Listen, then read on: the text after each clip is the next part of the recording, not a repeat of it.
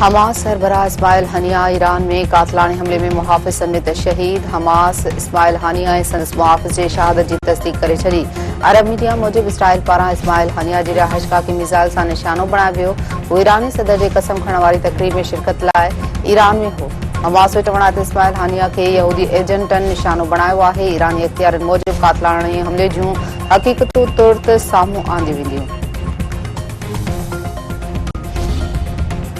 खैबर में पुलिस चौकी ते दहशतगर्दनि जो हमलो, 2 पुलिस एहलकारनि समेत 3 ॼणा शहीद। पुलिस मूजिब दहशतगर्दनि 4 वाज़गे वेझो पुलिस नाके ते हमलो कयो।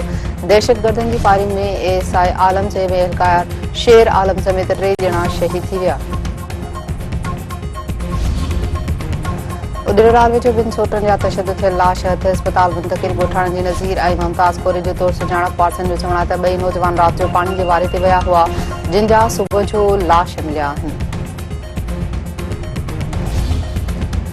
सिंध जे मुख़्तलिफ़ शहरनि में वक़्फ़े वक़्फ़े सां बरसात जो सिलसिलो जारी। हेठाहीं वारनि इलाइक़नि में पाणी ॿिहिजी वियो। मौसमियात खाते जे तर्जुमान जो चवणु आहे त अगस्त महीने दौरान कराची में वधीक बरसात थींदी। 4 अगस्त खां उतर सिंध खां तेज़ चौमासे जूं हवाऊं दाख़िल थींदियूं।